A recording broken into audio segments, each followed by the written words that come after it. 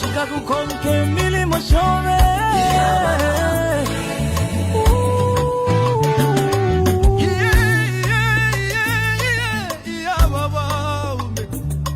Ale filamba Vietnamita pengosile Eti kumemo pula dolola vale Lilo wingi Isa kwa wingi mwakwete Isa so wingi mwakwete Mwaya mwende wino tata wesu Katusi muchi mokege Wali bomba kale Lomba mwatu jatule lilake Mufanga chiba Benda Mufanga mwine Mwile mwine Ine lalila Kangu ya mama Ala na chumwavye Mama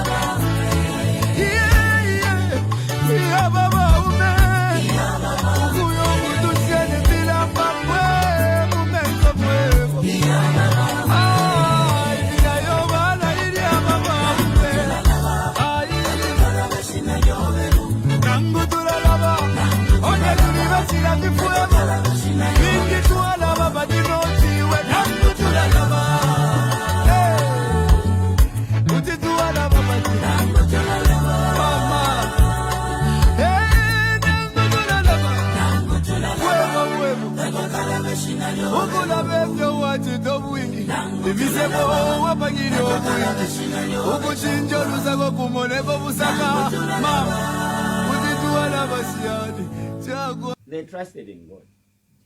Lesali bakosha bakana okusumina mwaisha abengi shino mumona nguma politics abantu balanga folupia balatuka naba bakusha balatuka na ekleza bamubalingira fenchito yabo bashikofu apeshiko na balanda balebo obutego ati awo fimulefu amona ololupapulo tefyo echo tukendera pa 28 tuko abulefyongo twaliendapo kuli ba mwana wasa we walked nomba kapokola spokesperson ati watu bakesa nemfuti bakesa mukututinya esa miberero lusemwa chepa sana.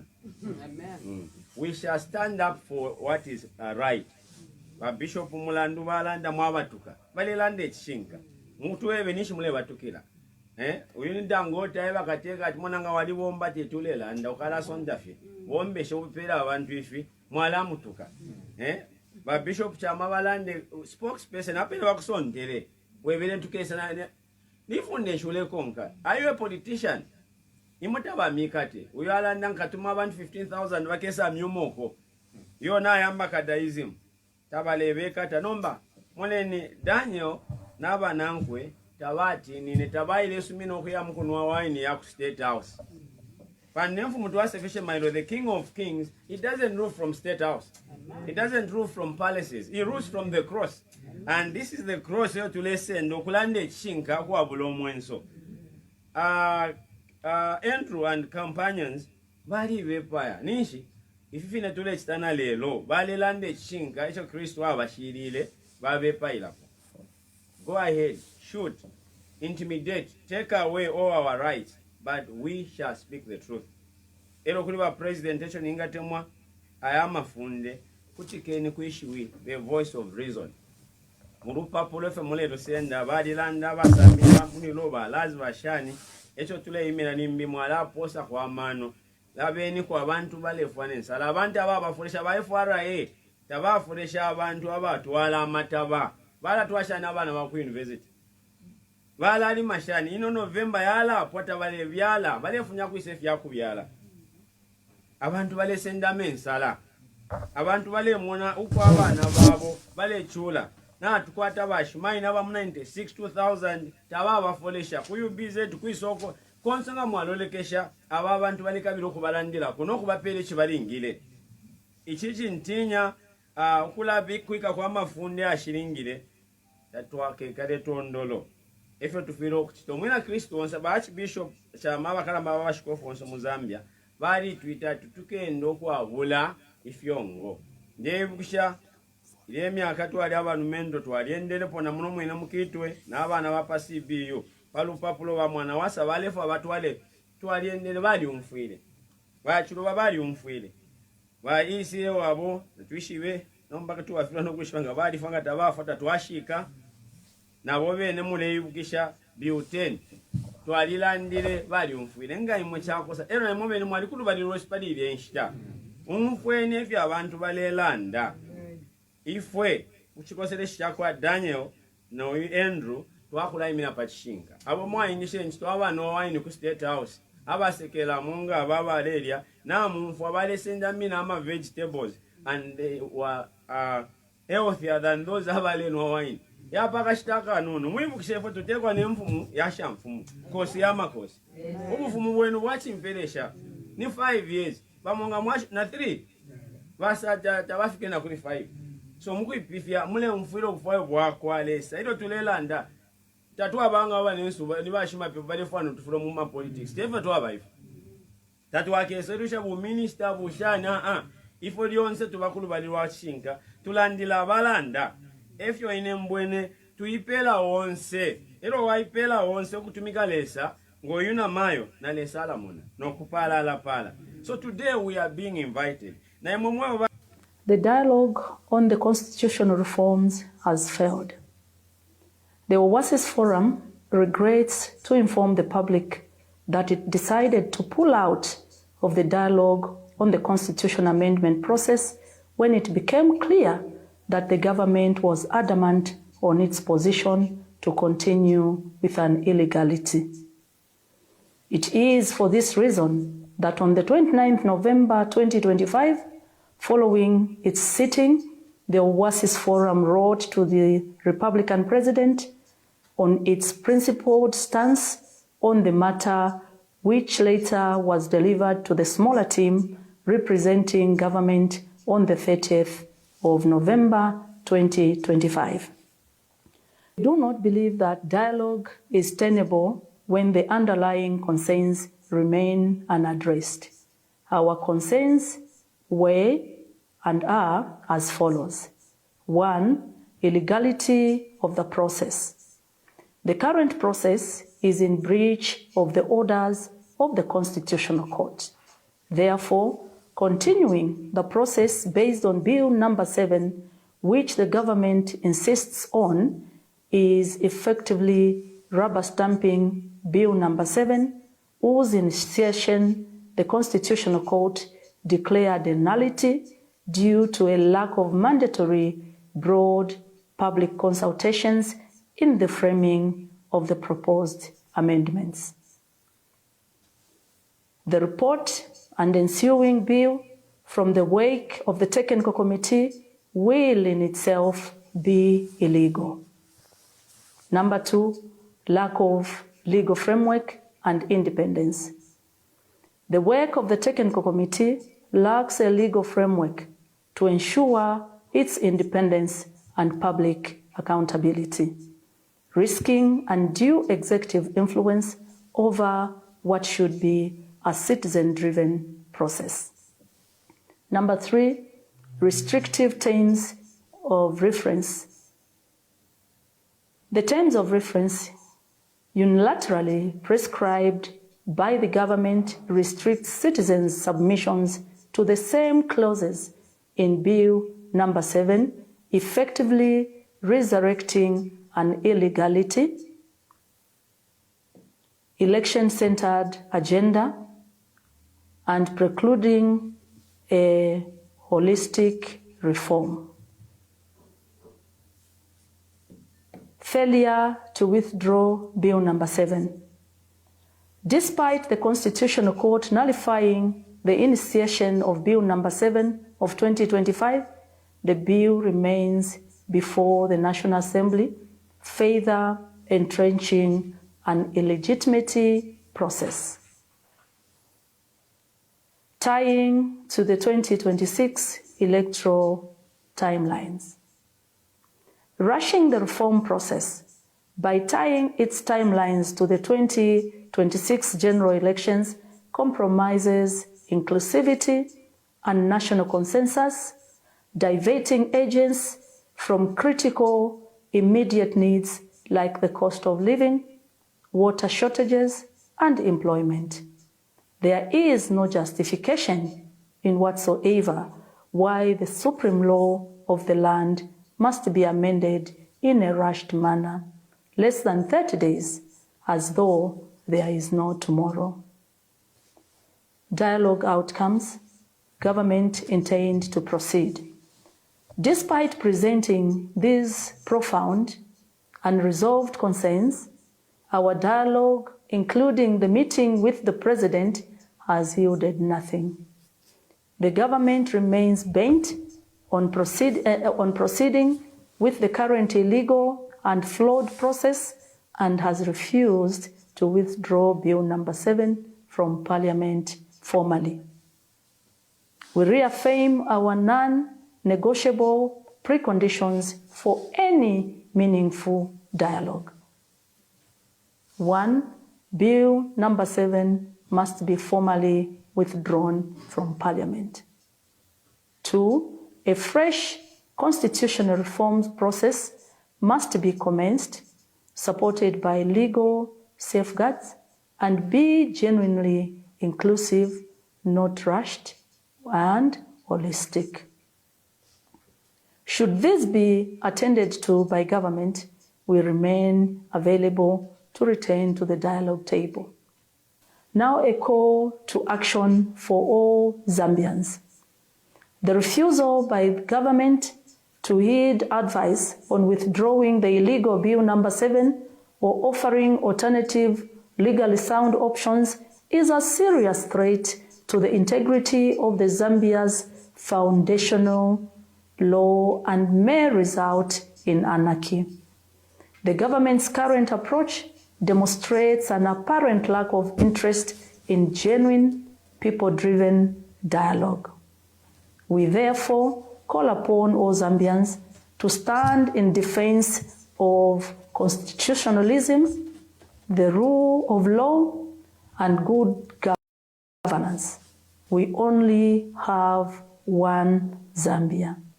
The Oasis Forum will continue to use all available legal means and possible engagement of the international community to ensure that government withdraws Bill number 7, which threatens our national values and principles of democracy, as well as constitutionalism, good governance, and integrity. We urge the government of the Republic of Zambia to withdraw Bill number 7 immediately and commence a legitimate, transparent, and people-driven constitutional reform process where amendments will be framed by the owners and not by the government. We urge members of the public to join campaign against Bill. Yes, Oasis Forum says join the campaign against Bill 7. Join the campaign against Bill 7. Welcome to today's broadcast. I'll be assisted by Queen Pumulo Stumbeko. She's president of the New Era Democratic Party, but she's based here in the United States. She's just setting up, and I can see she's in the studio. Mama, put your phone on landscape. Good day, but you can greet our people as you are setting that up. You can greet our people as you are setting up. Okay, I want you to put it in landscape, but you can begin. Greetings, Zambia. How is everybody? I'm honored to be here. Thank you, everyone, for joining. Please share. Invite everybody, tag somebody, share with somebody. It's going to be an interesting day and interesting few days as we are going to witness historical moments in our country as pertaining to the Constitution, which is the law of the land. And we are, as a country, we are at a pivotal moment where we are going to see if our judiciary and our parliament will really uphold the constitution which they swore. Thank you to very serve. much. That's Thank you. Queen Pumi. She runs her own blog and she's president of the New Era Democratic Party. We'll be discussing the issue of Bill 7. Ladies and gentlemen, today we are discussing Bill 7. You remember that the president, it starts all in March, on March 8th. He's in Kasama, he's officiating at a ceremony, Women's Day, and he makes a profound announcement that there is a draft constitution ready and available. And that shocks the country because there's no process. Remember when Minister of Legal Affairs, Minister of Justice at the time, Mulambo Haimbe, said he was going to start a process, that he was going to receive submissions and that there will be a technical committee that will be set up, and then there will be a consultative process that will go across the country. From nowhere, we just heard this announcement, and the announcement was that there was a draft constitution. The following day, you know how much is, the following day, the president was in Mongo, now for Youth Day, because those events follow one another. And he repeated his assertions, even asked the crowd, are you ready, for the draft constitution? Are you ready for youths to be included in the constitution? There was an uproar, there was miscommunication from State House, from Ministry of Justice. Clearly, they had let out the cat out of the bag without walking the Zambians through, literally the conspiracy. Earlier, we had heard reports, and the reports were that they had enticed Emmanuel Jeje Banda, who was Petauke's member of Central Independent MP, to initiate what they called non-contentious clauses, and that the speaker had started a process to amend the constitution on clauses that they believed were non-contentious. And the president also came and made a speech to that effect. Again, there was an uproar. Mr. President, this is no longer ignorance. You have experts. You have Attorney General, Solicitor General, Minister of Justice.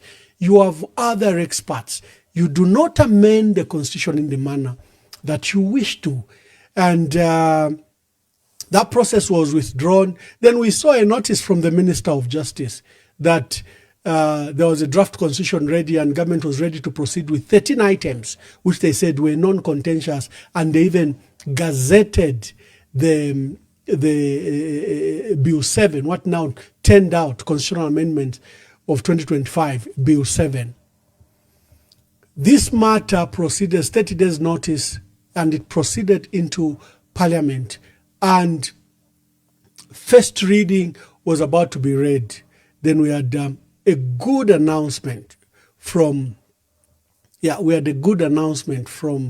the Constitutional Court that made the declaration that this process was, number one, illegal. The president had abandoned mechanisms and standards and minimum principles for constitutional making.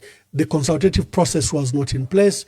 Number two, there was no legal framework guiding the process.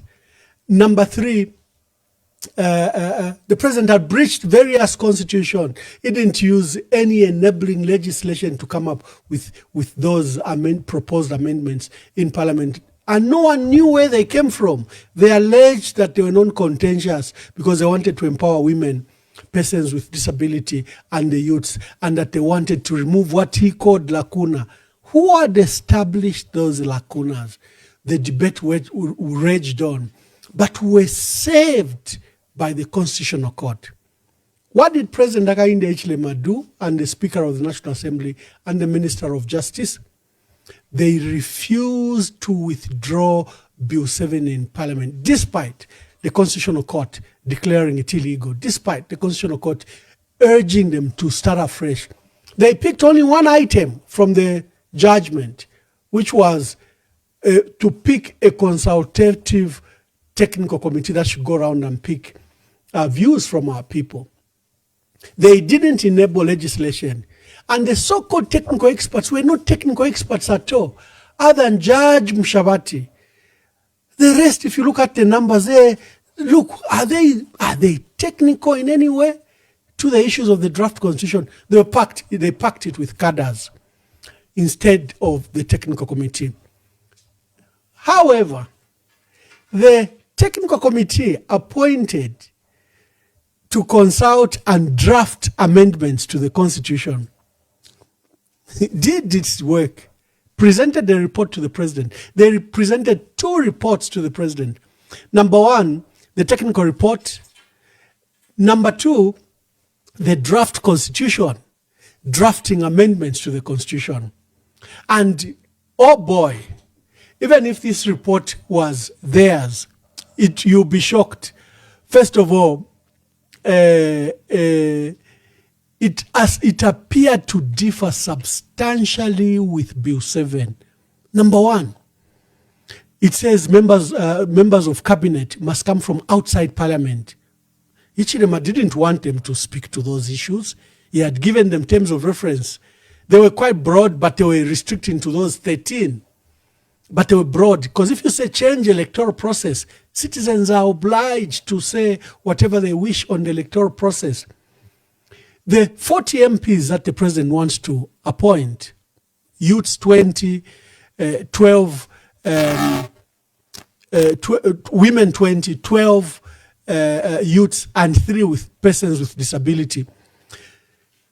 This technical committee, which we have rejected, has no legacy, has no legal framework, has no legitimacy. However, made some good recommendations. For example, they said on the 40, there should be an involvement. There should be an involvement of political parties in this process who should nominate people to come to parliament. Obviously, President Hakainde doesn't want that. Another matter, the number of seats. President Hakainde Hichilema is proposing 211 seats. They have proposed minimum 256 seats, 226 MPs, 266, sorry, who should be constituents-based elected. Then the 40 MPs, remember he had wanted 20, they've proposed 16 women, 12 youths, and 12 persons with disabilities, and then they've increased the nomination of MPs to 10. The other matter that they've proposed in this same report we are not even supposed to respect, that the proportional representatives, of course, like I said, the nominees should come from political parties. And then they've said by-elections should remain as they are, not in the manner that President Hakainde Hichilema wants them to be. And that ministers should vacate office. And another matter, remember the argument by the president is CDF and MPs. One of the issues has been enticing the MPs to support Bill 7 is that you will now participate in CDF and CDF allocation. Well, his technical report has refused. They've said the MPs cannot interfere with local government process. The MPs are legislators, that's their primary role. Leave CDF and councils to run. So, apparently, this report is not kind to Hichilema. And do you know what he has done? He has abandoned that entire process. Because after he received the draft constitution and the report, he's supposed to table it to government, to cabinet. Cabinet is supposed to sit and approve. Then they're supposed to issue what is called a white paper. Then they are supposed to publicize the findings and the draft constitution through a gazette notice of 30 days. Now, President Hakainde Hichilema's interest is not about that. He's run out of time. So he cannot afford such a legal process. So he has now abandoned the technical report and the draft constitution. He has totally abandoned it. And he has just revived and relived Bill 7. The illegality of this entire process is shocking. President Hakainde Hichilema continues to break the law, continues to defile the constitution, continues to disrespect the constitution, continues to dishonor the constitution in his quest to, pass this law. Now, why does he want? I can see my guest, Queen Pumi, is now ready.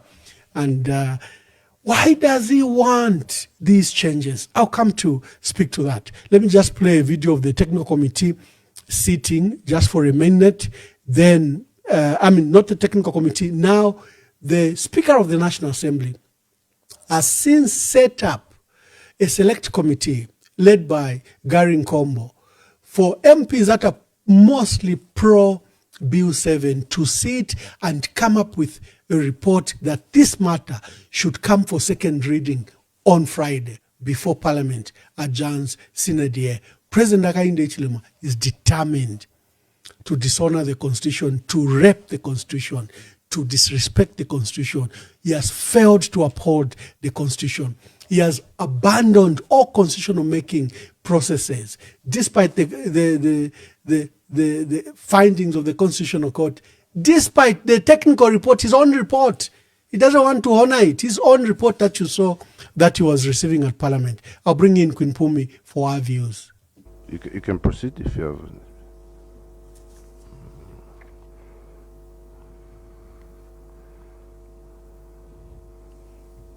Thank you, Chair. Just to clarify on the increase on the nominated members of Parliament, Chair, the percentage used there is 5% for calculations. Thank you. All right, thank you, witness. Any other points of clarification? Witness, do you want to add? No, Chair, that's fine. I thought that was directed. Queen Pumi, the president is determined to go ahead with the process, and with a party cadre in the name of the Speaker of the National Assembly, they are collaborating in one mind, and as you have seen, they've even started with the sitting of that select committee. And despite court processes and court orders, they've chosen to even ignore court processes. The first Speaker of Parliament, Attractor Musangano, even said, "We will not be ruled or directed by any other body other than ourselves," meaning even if the court issued any order, they are going to disregard it. Let's start from there. Well, it's it's very unfortunate to find ourselves in this situation where the House that is supposed to make laws is abrogating those laws with impunity. It's very unfortunate, but I think we are at a time where the judiciary will be put to test. So we are hoping the judiciary in Zambia will do the right thing and hold this the entire parliament to be able to respect the law. What is unfortunate is that the legislature makes the laws, but again, they are breaking the same laws they have made. So it's really a shame to the Speaker of the National Assembly, especially that she is a woman. And as women, we are really disappointed. We expected that she would use this opportunity to uplift or to kind of validate as women in politics, to be professional, to be credible, and to do things within the law. But it's really a huge disappointment to us Zambian women to have a woman who is being used to break the law.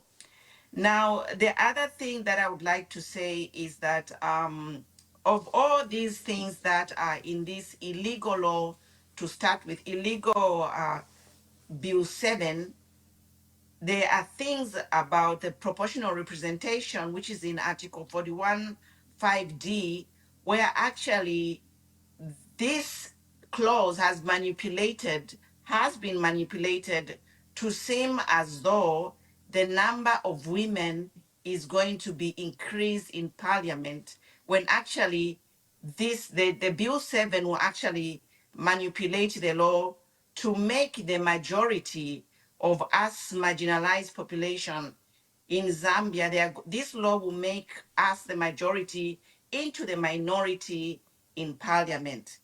Why do I say this? I say this because the current law 45(1)(d) emphasizes that there should be gender equity in National Assembly. Now, what does gender equity in National Assembly mean? It means that the population of the National Assembly should reflect the population of the country. Now, our statistics are as follows. Women are 51% of the population in Zambia. The youths are 70%, and the disabled, they are about less than 10%. So if all of the previous governments, I'm not only blaming this on UPND, starting from UNIP to MMD to PF, they have never honored this gender equity.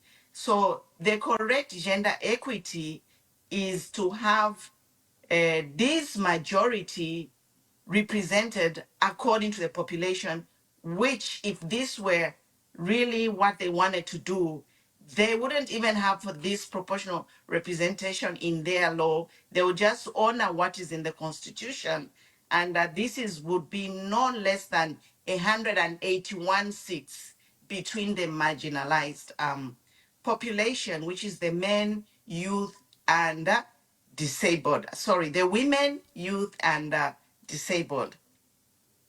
Another contentious thing, ladies and gentlemen, which the people who are saying, "Oh, tell us the dangerous clauses in the in this Bill 7." So there are silent dangerous clauses which they are not even talking about, and there are like 4 clauses which they are adding a word determined after the word here. Now this is the clause, for example, clause Article 103, which talks about petition of presidential election. So currently, Article 103 2, it says, and I read, and I quote, "The Constitutional Court shall hear an election petition relating to the president-elect within 14 days of filing of the petition." So what this Bill 7 is seeking to do is to add the word determine after the word here. So what simply means that the power is being given to the judges to decide within the 14 days.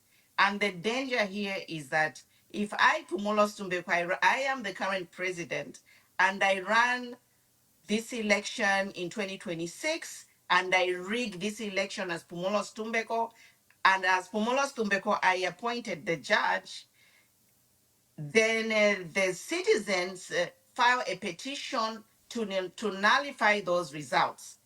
The adding the word determine means that the judge whom I appointed can fix that election and determine to say Pumulos Tumbeko won the election I have judged. So this is the danger, because looking at the current situation, we at ECZ, we already have Bamwangala Zalomis, who is a typical UPND cadre. We saw this situation in Tanzania, where the ECZ of Tanzania, within 24 hours, they just got up and said, Samia has won by 98%.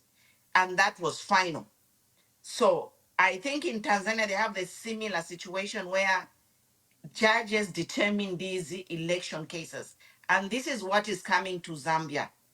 So for me, I think this is the most dangerous one, where the presidential race is already fixed and predetermined by adding those clauses. That clause, the word determine, means that no one can contest the result of a presidential election. Whatever this judge who's appointed by the judge has determined is what will happen. And the danger is we are going to see, if this Bill 7 passes, we might see that we are going to have an inauguration in a military barracks, because everything will be fixed. And before I end on this point, I just want to say Bill 7 is actually seeking to legitimize the illegalities that are happening in this government. Things have already been happening. The constitution has already been thrown, but this Bill 7 will actually legalize whatever they are doing and rubber stamp these elections. The president cannot be challenged. He is going to have the 2/3 majority he needs to rubber stamp every change he wants to make. So we are in trouble. We are in trouble as a country. I know the MPs are looking at a 3 million as I'm making all these plans, but I want to appeal to the MPs to think beyond that 3 million you are receiving. This 3 million is going to sell out our country. Look at what happened in Congo.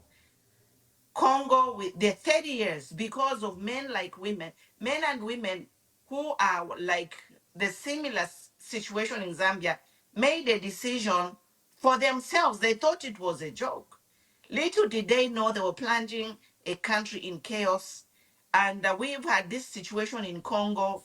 Even if it was resolved, it's just like, you know what? They just have to do what they have to do.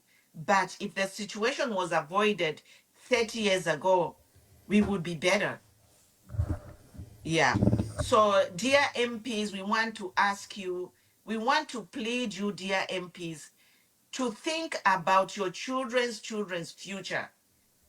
We are not going to go into a 27-year rule. Tualipita mokale, and the countries are moving forward and improving lives of their citizens. And I don't really know what to say. It basically boils down to our MPs to be patriotic, our judges to be like the judges in Malawi. Thank you very much. Dear viewers, I am with Queen Phumi, New Era Democratic President Phumulo Stumbeko. She's helping me discuss Bill 7, the illegalities of Bill 7, the literally abuse of the Constitution by the president in pursuing this process. In the week, the Law Association of Zambia urged government to obey court orders to withdraw Bill 7 in Parliament as it was quashed, as it is dead. The Law Association of Zambia plays a key role in our constitutional making process. The law identifies them as key holders, and they've objected to this process. There are court processes against the speaker. She's being cited for contempt with the entire parliament if they proceed with this matter. But President Hakainde Hichilema is determined. He set up a technical committee, which wasn't technical. If you look at the numbers and the people that sat on it, they're not even technical. However, they came up with a report that again he has rejected.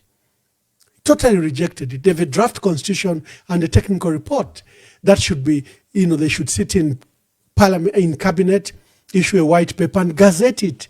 The findings for 30 days, again get submissions, then take it to parliament. He doesn't have that time. Why does President Hakainde Hichilema, why does he want these constitutional amendments? And I laughed at a statement by State House Chief of Communications, he calls himself Chief Communications Specialist, our dear brother, Clayson Hamasaka, who issued a statement that many stakeholders laughed at. He says, challenge us of any of the items that is bad in Bill 7. First of all, Clayson, Bill 7 is dead. It's not even supposed to be in Parliament. That's a start point. Bill 7 was quashed down. It's unconstitutional. That's a start. But if we are to discuss the issues in there, number one, the electoral system, you cannot propose such a drastic change to our electoral system from first past the post and 50% plus one. You want to make these drastic changes without broad consultations, without constitutional amendments. You want to expand parliament from 165 to 266 minimum. You don't have a building for it. They're already squished. They're just 156, totals 165, because you have to include the speaker, the two deputies, and 8 nominated, so there are about 165. There is no space. You need a new parliament. And you need to apportion money for, number one, each MP. So if you're going to expand parliament doubly, the amount of money we are spending to buy them those $100,000 cars, $120,000 cars, the allowances that they get per month, the salaries, then the international trips, because they have to benchmark all their work with these international trips. In fact, the speaker is the most traveled speaker. Every time I'm following up on the issues in parliament, she's out. Like currently she has been in South Africa. Every week she's in Fuji, she's in Bahamas, she's in Mauritius, and a large entourage. How will we afford a new parliament with new members of parliament coming to up to 100? So this Bill 7 is poison. The technical report, its report has been discarded. Stakeholders who are NGOCC, the Law Association of Zambia, the church mother bodies have said this process is illegal.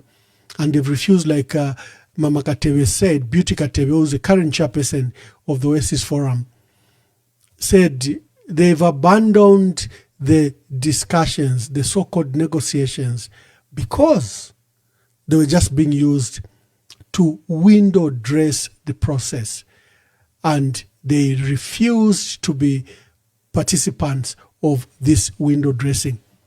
Kindly share the broadcast. Kindly share the broadcast. This is very key for any activity that we have to do as a country. Share the broadcast. Let's have as many people calling in and as many people participating in this process. The president is now abusing the Catholic. He's calling them names. We saw where Victor Kalesha, he calls himself a bishop, insulted the Catholic Church in the presence of the president, and they were all clapping. I don't know if I have that video. They were all clapping. I was embarrassed on behalf of State House and the country. You cannot.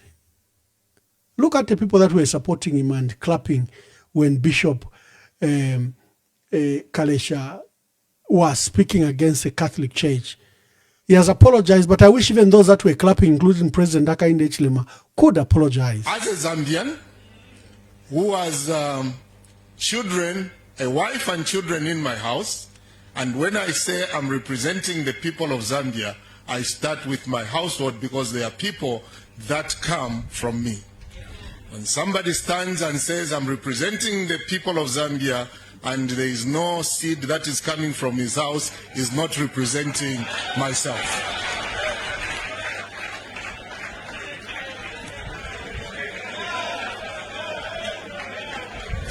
The people, the Lufwanyama community. Amendment proposal that has potential. Amendment proposal that has potential.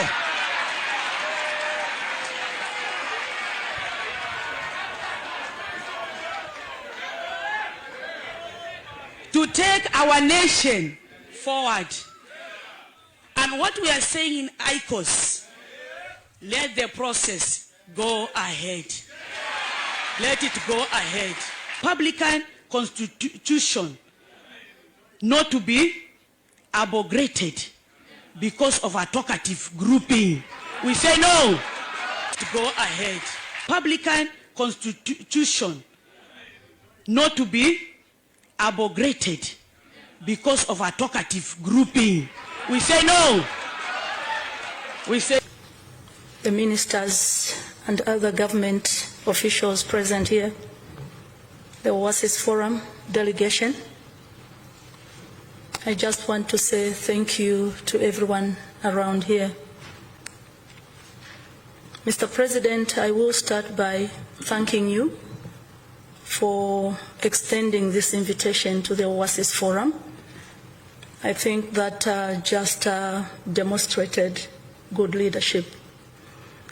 I know from where we are coming from, it was the issue of our minister just opposite to me response to us in the newspapers. We also go to the newspapers. It was a media fight. And when it is a media fight, everyone wants to win. We wanted to win, they wanted to win, so it wasn't a good thing. And we are happy that you invited us to come here.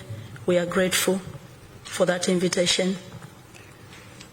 But allow me, Mr. President, to be very, very candid on the reason why we are here. We wanted to be here for a celebration and not what we are here for. The people of Zambia, I'm very sure, would have loved us to come here to bring thanks and gratitude for your delivery on the promises that we, as people of Zambia, expected. But we are here to discuss the amendment of the Constitution, which is supposed to be a very straightforward issue. Much as we are saying that the amendment of the Constitution brings issues, but I think if process and content is followed from the word go, I don't think any of the citizens of Zambia would have reason to raise questions, especially us as women, because there were issues, or there are issues in the Bill 7 that pertain to inclusion in the Constitution, in the amendment. But for us to come back to you and sit in this manner, or go to the media, go to the public and speak in the manner that we are speaking, Mr. President, there is something that is not adding up, and we thought we could just have it corrected before we can proceed. There is something that needs to be corrected. Process of the Constitution amendment must be a process of the Constitution amendment, and that is what has worried us. There are a number of issues, Mr. President, maybe that we could have wanted to be discussing here, especially that if you talk about the previous regime or successive governments, there are a number of issues that you and us went together into the dungeons, and if there were people that were in the dungeons deeper than all of us, I think it's you, because you experienced everything, hence the reason why you are here. We wanted to vote for a president who has experienced, who has cried with us, who has known what the people of Zambia wants, so that when you are here, you will remember that that time we were here, this is what we wanted, let me give to them. This time we were here, this is what we wanted, let me give it to them. So we were actually happy to see you here, because we were very sure that most of the things that we cried for, because we were crying together, were going to be very straightforward and not a situation where we come and sit and plead, or we come and sit and cry, or we even intend to go to the streets. Queen Pumi, let me bring you on. Yeah, make your contributions. Thank you, Ambassador Mwamba. So I have a few points which bother me, and one of the points that bother me is delimitation, because this government has refused to produce a delimitation report, so we know which constituencies are going to be delimited in Bill 7. And they say they only publish this delimitation report after Bill 7 has passed. Now, if that's not telling that this Bill 7 is actually a constitution which will empower UPND to stay in power as long as they want, then I don't know what is. The amount of secrecy behind a people's document is really mind-boggling. I mean, you members of parliament, honestly, I want to ask you a question. I want to ask this question to the MPs, because we saw 29 members of parliament endorse Honorable Brian Mundubire. Now, these MPs, they are elected to go and make laws and uphold the rule of law in the country, improve the lives of people. Now, I appreciated the endorsement of a fellow MP for his presidential candidature, but I am worried because the MPs have been silent when it comes for them to do their job for which they went to parliament for. They went to parliament to oppose government. They went to parliament to ensure that the laws that are passed are protecting our democracy. But what is really bothering me and many Zambians is why the MPs have not come out strongly to oppose or reject Bill 7.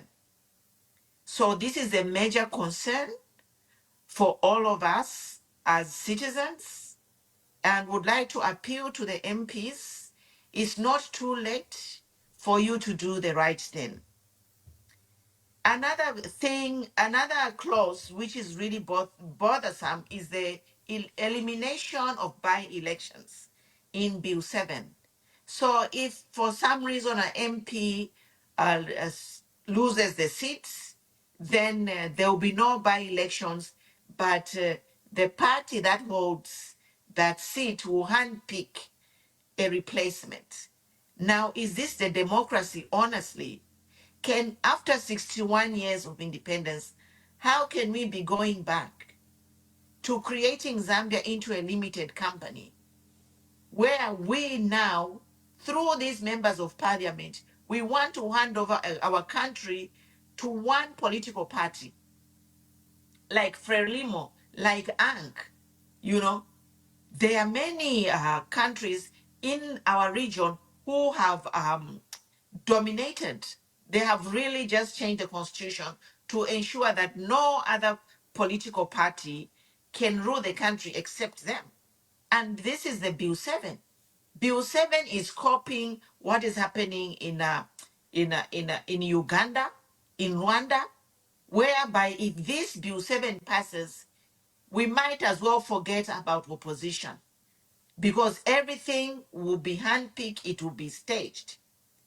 Currently, if you are doubting, this is what this plan of Bill 7 is already in motion. If you look at what is happening in PF, where an imposed president is actually the one who is working with the ruling party to stop democratic process in PF. Chabinga is the one whom is recognized in the parliament. Even ECZ, after the documents were changed, any candidate who has to be on the ballot has to be, the adoption certificates must be signed by Chabinga. And if this Bill 7 passes, it means there will be no democracy in Zambia. So again, it boils down to the judges and the judiciary. Like the president said, when he met with the Oasis, when the dialogue failed, he sent them away. He said, go to the to parliament and go to the judiciary. But he's sending us where he has already planted. The process is already in motion for them to vote for this Bill 7. So he's sending us to a dead end. So the only thing we can do here is appeal to these judges and members of parliament. Imira Nduta Shivola, you know, you will face jail sooner or later.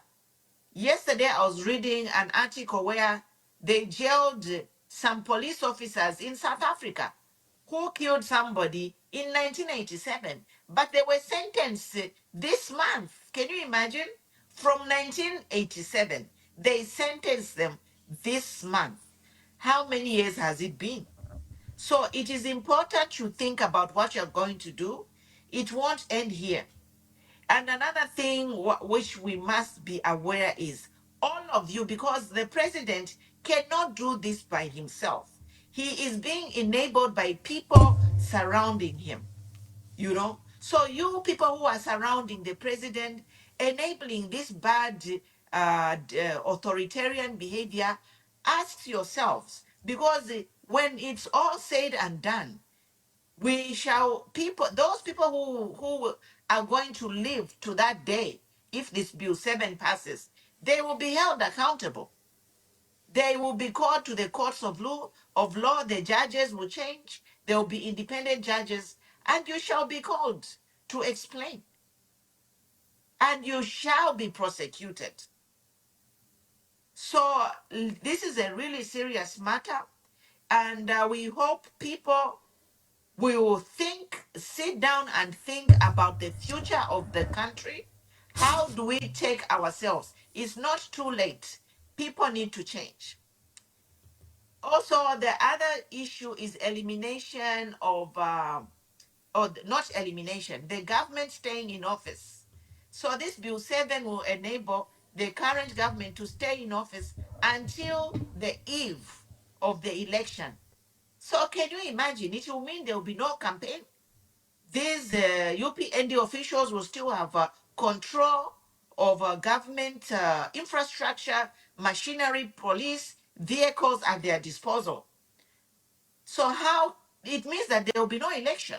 It means opposition will not be able to campaign because these ministers will still be in their offices and enjoying salaries and all the benefits until a day before the election. Whichever way you slice it, it's bad. There's nothing good about this bill. And you people supporting it, I am praying it for you. I'm praying for you, sorry. So yesterday we were saying that, it's like Kumaka Yesu, it's like Tuafirwa. We are just going to put the country's leadership in prayer. And the key people now is the legislature and the judiciary. Maybe God can speak to you because if you are. Wonderful, wonderful. We'll be opening the phone lines very soon. Thank you, Queen Pumi. Queen Pumi is assisting me with today's broadcast. We're analyzing the Bill 7 that is illegally before Parliament. Lars stated that it's illegal. It should have been discarded. The Constitutional Court directed that the process was dead. They advised the president to set up a technical committee and to enable legislation. He has not enabled legislation. He set up a technical committee to consult the people of Zambia. The findings, the draft constitution and the report have been discarded. No announcements of the findings, no gazette notice of 30 days, nothing has happened. He has just relieved Bill 7. Share the broadcast. We'll be opening the phone lines. I'm being helped by Pumulo Stumbeko, Mrs. Pumulo Stumbeko. She's a president of New Era Democratic Party, and she's assisting in this analysis. Earlier in the day, I challenged the people of Zambia. I said President Hakainde Hichilema requires in Parliament 111 members of Parliament to vote for this bill to become law, to amend our constitution. But here is the structure of Parliament. The UPND were elected with 83 MPs, but they've since stolen new seats in Kawambwa, Pambashe, Kwacha, Kabushi, Mfue, Lumezi, and Lumezi. So they have 89 seats now from 83. Then remember the president nominated 8. That comes to 97. The PF had 60 MPs. It lost those 5. It now has 55 MPs. Then there are 10 independents. The Party for National Unity and Progress has won in Onalolo. And the New Congress Party under Tonse Alliance won Petauke seat. So President Hakainde Hichilema, at best, he will require MPs from the independents. He will require MPs from the PF. Who are the independents? So you have Emmanuel Banda from Muchinga in Serenje. You have Joel Chibuye from Luansha, from Ron. You have Gustava, my dear brother, Gustava Chonde from Milenge. You have George Kandafula from Serenje. You have Honorable Given Katuta from Chiengi. You have Honorable Moses Moyo, who's a deputy speaker that we know, from Luangeni. From Luangeni, I don't know what H patterns call it. We have Binwa Mpundu from Nkana constituency.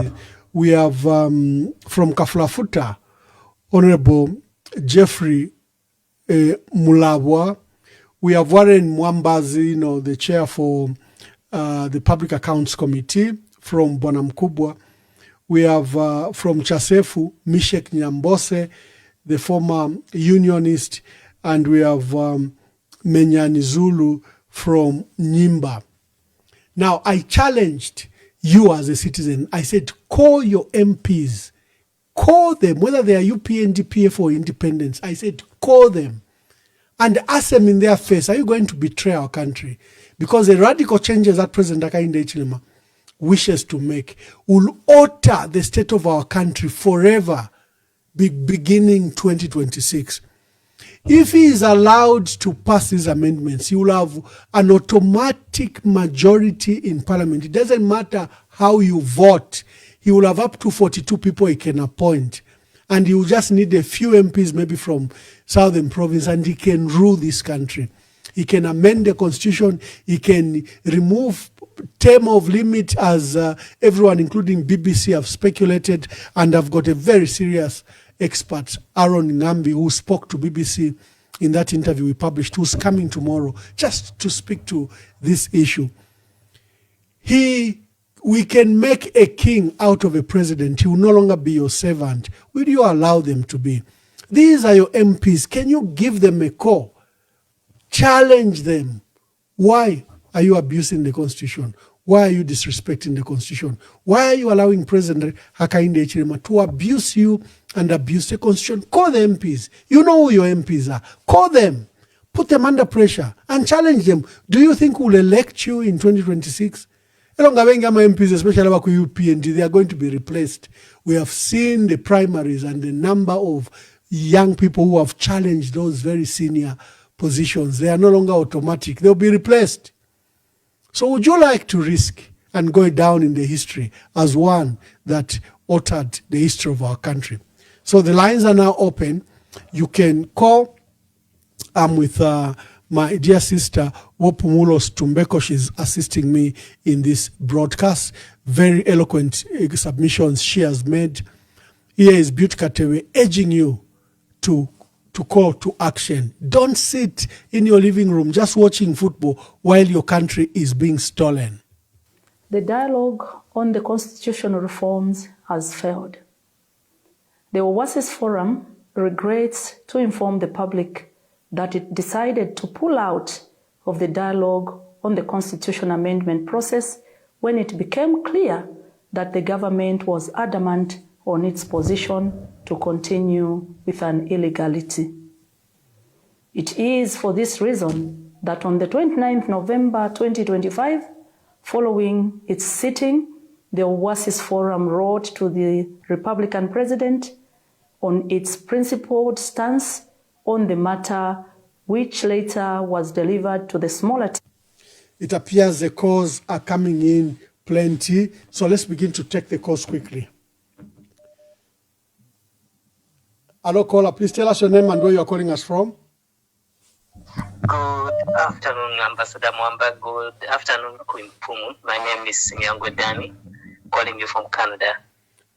Mr. Sinyangwe, make your contributions. Thank you.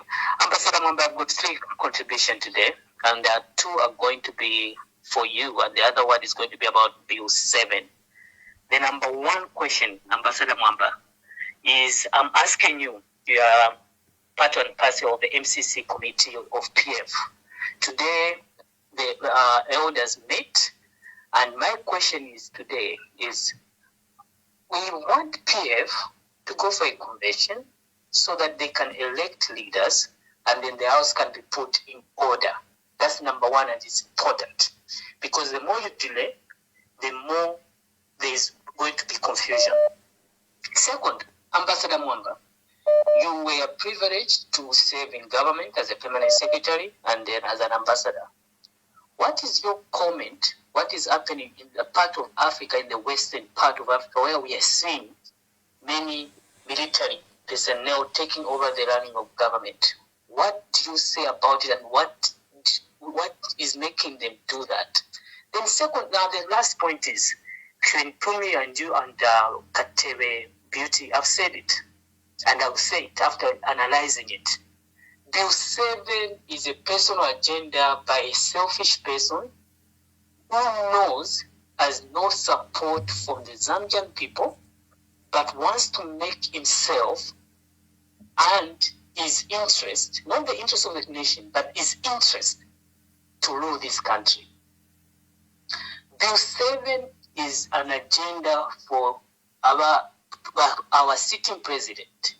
He has made it personal, and there is no way any sane Zambian can allow this to happen. Our call is for every Zambian to make this not to happen. MPs, any reasonable MPs, we are telling you, be part of history that will prevent us from making one a dictator. Thank you, Ambassador Mwamba, and thank you, Queen Pumi. God bless you all. We love you. Thank you very much. Hello, caller. Please tell us your name and where you are calling us from. I'm on now. Yes, caller. Please tell us where you are calling us from. Ambassador, your colleague here, Kafwimbi. Mr. Kafwimbi from Australia. Make your contribution, my brother. Yes, the first thing that I want to find out from Mwamba is the article which was written about Mwila, where you expressed your sadness. We're going to be very polite about how that was you who wrote that article, and you were not happy with that. Was that you? Oh, yes, I condemned Honorable Mwila for making racist remarks. Yes. Thank you very much, because we really don't need to go that way, because Namwiswa, the liberation oil quarter, which is trying to be taken away from us. Like I don't party a lot na Bamunduwire, but it doesn't matter if I like Makebi, if I like what, or if I party with you. But we can still all chat. We don't need to go to those levels. So I'm very grateful for that write-up. You did a good job. Ukulemba the article. And then now I go over to this BWE. Yesterday I told you that not quarter one probably banga 7. I hope Namubakita identify. These people need to know that Chalo, it doesn't end with you getting in the Rama. I didn't come as a king. I came here and there's some Queen Befishima, if you ever saw me. But I'm able to live. My children are able to live. I will send you a thing, and they will be the most disappointing people. But it's 7. Hello, being well now, but it's 7. So keep pushing, and let's hope they'll change their minds before Fiatika Opotafiweme. And I submit. I'll let you go on. And thank you, Mpumi, my sister. Thank you very much. Our dear brother Kelvin Chandakafwimbi from Australia. Hello, caller. Please tell us your name and where you are calling us from. Thank you very much, Ambassador Emmanuel Mwamba. Am I clear? Yes, you are, my brother. Thank you very much. Madam Queen Mpumi, very excellent analysis, Madam. What I want to state, if I'm clear, is that first and foremost, Ambassador Emmanuel Mwamba, when you're dealing with a person, you need to know what type of a person you are dealing with. Many people don't know what type of a person President Hakainde Hichilema is. And that's why you are approaching him in that kind of manner. Immediately I heard those forum saying that they're going to meet him at State House for the dialogue. I knew that was a tragic mistake. President Hakainde Hichilema is not a person you can sit down and agree with anything. This is the person who was sent over 100 negotiators to South Africa to go and negotiate a funeral. And up to now, 6 months, President ECL is not yet married. So it's not a person you can discuss with. So I think the person who had the foresight is Shoni Tembo. Shoni Tembo said, you are only going to discuss after the protest. That is what should have happened. What we are dealing with here, Ambassador Emmanuel, when I'm talking, you people must be able to listen. Because you see, even when PF was in power, I was talking. They never listened, and now we're in this mess. President Hakainde Hichilema is behaving like a driver who is driving a power tools coach bus full of passengers on a suicide mission. Are you getting what I'm saying? Yes, yes. Ambassador Emmanuel, what is there? He is behaving like a person driving a coach on a suicide mission. He doesn't care of anything. And you are asking to say, why is he rushing all these things? He knows that he is an accidental president. He is a president by mistake. He knows that. And he knows that people have realized everywhere to say they were going at Northern Province. He knows he will never get that vote. He knows that this is the last thing. That's why he even wants to extend the term. He knows that he's going. That is why he's forcing everything. He knows that this is the last thing. He has disappointed the people of this country. So what we are saying is that we need a solid opposition political party. We need to commend the work of the WASIS Forum. Of course, that woman is very vibrant, and we must commend her. And we must commend people who are standing up like that. Of course, the principal Catholic bishop who rejected the 70p change. How do you give somebody 70,000 as a transport refund when farmers have not yet been paid their money? How do you expand the number of MPs? How do you expand, Ambassador, the number of MPs when you have already plotted the wage bill by these teachers you are employing, the wage bill you are borrowing in order to pay the workers? Where are you going to find the money to pay the MPs? So we are dealing with a desperate, scared government because he has not fulfilled what he promised the people. And this is a thing we were telling him first day when he assumed office. President Hakainde Hichilema, this bitterness that you are doing is going to consume all of us. Forget about PF, concentrate on your promises. And this man, what he was simply supposed to do was to concentrate on the promises. He told the people, that's all. We are going to elect him back. He had a lot of gold, but now he knows that Nika lasts. As that Nika lasts, it will take a lifetime for any person to wake up in Zambia and go and vote for the president. Thank you, my brother. Saying, Ambassador Emmanuel? Thank you very much, my brother. Thank you. Ambassador Emmanuel, am I talking alone, Ambassador Emmanuel? Hello, caller. Please tell us your name and where you are calling us from. Hello, good evening. I'm calling you from Denmark. I would rather remain anonymous. Anonymous, make your contributions. Yes, I want to thank you for the opportunity. I greet you, Ambassador. I greet Queen Pumi as well. And I just want to appreciate for the time that you're taking to address this issue. First of all, I would like to say that this Bill 7 of a thing, I think it just proves that the UPND government is not a Zambia's people's government. That's what I would say. And in the first place, just like you have elaborated, the bill has been dead, long gone. And it's not a matter of discussion today that we should be talking about. And for me, I would just like to urge the masses in Zambia to protest countrywide. We shouldn't allow that illegal bill to enter our house. No. People should go and do peaceful demonstrations. These are requirements. The Constitution provides that when people are not happy, they should be able to demonstrate.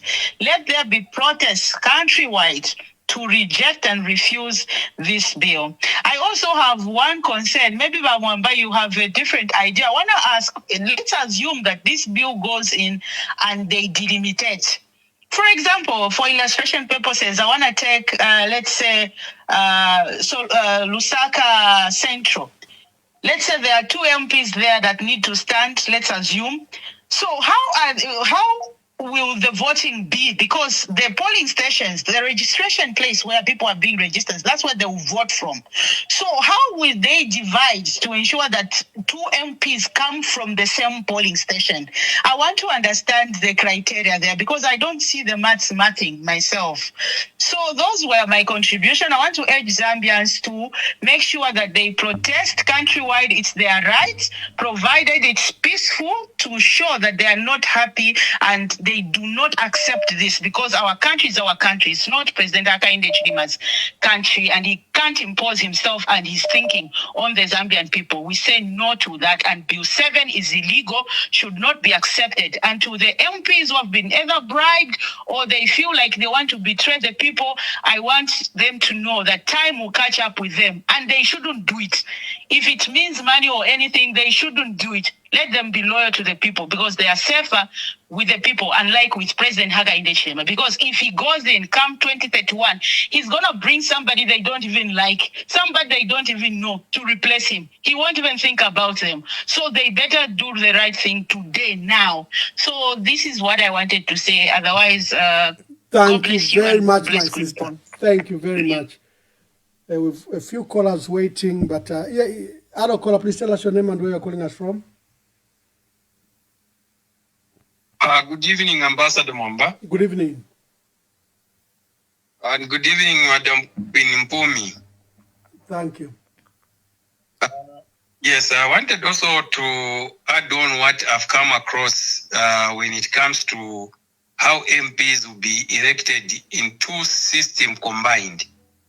This Bill 7, Mwamba, Zambians, our MPs, they should make sure that it is not going to go through. The first MPs will go with the first past the post, the usual. These members will represent specific constituency. Then second, there is the proportional representation. The party-based seats, this is where now it becomes dangerous. This is a new system being added. The voters will also vote for political parties, not only individuals. After elections, seats will be given to parties based on the percentage of total votes that they will receive nationwide. For example, if Party A gets 40% of the national votes, it gets about 40% of PR, which is proportional represented seats. If Party B gets 10%, it gets 10% of the PR seat. Some MPs will not represent constituencies, but will represent the political parties. This is where Zambians should understand when we say Bill 7 is bad. Who benefits from the PR? The PR seats are mainly meant for women, youth, persons with disabilities, marginalized group. These people will not be voted for directly by public. Their names will be put on a party list by their political parties. Then this means each political party will prepare a list of preferred candidates in advance. The list ranked in order 1, 2, 3, etc. After elections, if the party qualifies for 5 PR seats, then the top 5 names on the PR list automatically becomes MP. Voters do not choose individuals on this list. They will only choose the party. Party leaders control, so meaning the party leaders control who enters the parliament through these PR seats. Oh, how the PR seats are shared. PR seats will be shared based on the total number of the votes party gets nationally, calculated as percentage. The seats are allocated proportionally. All this will be managed by the Electoral Commission of Zambia. This is changing the electoral process. What constitutional changes are being made? That is what the changes articles, which is Article 47A, 57, 58, and 62B, so that the Constitution officially allows the 2 types of MPs, constituents MPs and MPs, and allows the party list nomination, seat allocation by percentage of votes. The real meaning in the plain truth is simple. In simple terms, that this proposed means that Zambians will keep voting for MPs in constituents, but also introduce extra MPs choosing by political parties, not voters direct. These extra MPs who mostly come from the party list controlled by leaders. Seats will be shared based on how strong each party performs nationally. Now, the controversy is this. Many people are worried because it introduces people direct power to choose some of their MPs. It gives too much power to the president. It can be used to reward loyal cadres, protect rejected politicians, manipulate parliament through party lists. It can weaken the accountability because PR MPs does not answer to voters. They will answer to the party bosses. In summary, this proposal means that Zambia wants to keep electing MPs by constituents, but also adding new MPs who will be chosen by political parties based on percentage to total, many from the party list controls by the party leaders. This is what I've come across in the same technical committee. So thank you, Zephaniah. Thank you. Let's take other calls. Thank you, Zephaniah. Thank you. Hello, caller. Please tell us your name and where you are calling us from. Good evening, Ambassador. Thank you. Ambassador kwena kanje sheokulanda kwanono inefo ningalanda fi kwebera Zambia tusambirire posana twira kwata sana omulere ngatemulere wesu abantu tuteeka nga tabale tuteeka so abantu nga baleranga pamuntu nga baleranga efintu tuleposa kwa maano twakutika abantu finish baleranga po because wa ambassador nga chako baita twakwata omulere nga tutekero kuli ababa kuli oyo muntu because ofuna arangire fenga twafairikisha sana nangu kuwelera kuno tapabe efisume fya kitikepo pakati ka bumi bwakwe nombanga twali attentive tufure twalolesha ati nomba outcome uyu muntu kupitira mu mikalire yakwe emibombere yakwe tachitapo efintu nomba arambira okukita efintu ebisuma pakati kesu because omuntu namba wanu ngakwata obuchenjeshi takwete ekinka kera umufimbira chinkara mutera funa arangire efe ba ambassador benanga twakonka oroba ali kumwa bukulya myaka shinga bakwete epo fina ba Anderson Mazoka bali ba chairman ba angro tabakwata tabakwete kwendara mendara mosha akwata na unga twasaro leshakura Southern province tura tupende mpanga ya akwata ai kwete mpanga pa myaka shinga apokere akwatire mpanga ile munshiranchi turesanga tukonsekula kulya mafia nombo mulandu wako batwalite mu kwikala mu isolation.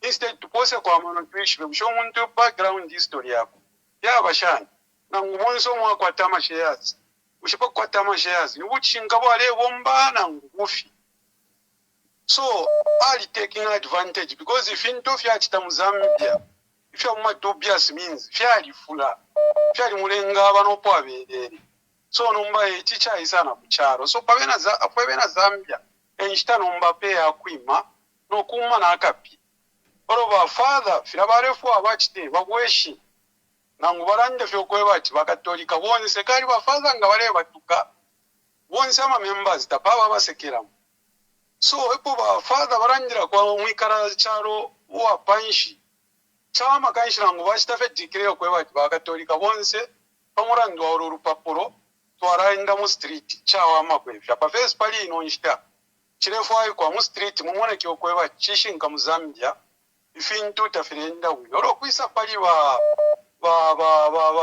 Rusato ba Davis ngato akonka sana ba Davis leadership yawe techituira ndepo ushewe muntu nga chakwe bati bakuchita expel omunchito bakutamfya panchito as a manager naho kwa tensambu isha kuya imini na muri ya company kwa ngo controller manager pa company fyakana murando wakwe bati ino chite charopo chifikiri ababa dadi ba Davis bawerere panshi nabakwataka leakage kuri aba bantu ba mu kitatubi abachite fintu ifibi naba bakwatako kalike jakare ba parking apako bati barete confusion mu PF pako bati ma members of parliament na mwe bamwamba instead mushite concentrate party constitution mwambi okuranga pali ya confusion nomba before too late bachama mweshama no bakamisungira abana sorry bachama baba Davis bachama bakaye bamwira abakamisungira abana PF na abantu abateka po PF eba PF bonze ofyo mulera nda vile start determine pantanjeno balishwa fyonse fe mwarepta mu mwirufyanya abantu balerera uko murefu okuya tapali ifiri fyonse ndarama tachisunga omuntu abantu ebasunga bikeni umutende pamwewo wenu uko murefu okuya murandu wakutemwe ndarama lekeni uko murefu okuya pa murandu wakutemwe ndarama eshe ndarama chachi mperesha nombali nefyo bamwamba mwala umfuati bali ku ZNBC nombali nefi ngachakwe bata mwababike panji mwala ba umfuati bale pera press conference ku ZNBC which is not good abo bali fumakale muchipanyi kuba sungira kofi bali fumakale pa kutungurushi kuba sungira ko muchinshi biko murandu wakwe bati bali ntungurushi nangu statement yo bapera wonsa babarechita abareposa kwa mano kurufyanya nangu bengarande fishani tabakweta makaya kuranda kuri baro tapali we iliyonse awo na chane o tapali iliyonse abo bena ma MPs tole mfa bali 7 eba mbiro kuchita influencer abo bene bamwira bareke barechita tefo chingiri okuba wonse mweba pero muchinshi wakateka bare tuteka twaliringo kuba pero muchinshi lero mufyo baleranda tatufuire twabasarura lero tupurefe twaba kontororo kweba chawe ukumurefu okuya takuri bwino bamwambanga murefu wa mwishi byo bati aba bakateka bali ba craft mukwibira abantu amano elio tiba ni la type yako bati umuntu limbya kunyanta parukasa pakalipa orwasa kutaralika bufibu fipatishire kalipa nabantu bayo pshacha finshire chitikapo era ngwato bomwana orupi romwana alira romba bamwe katapa kana chinshi mwana basuka wangu atawo tapali alife buyo type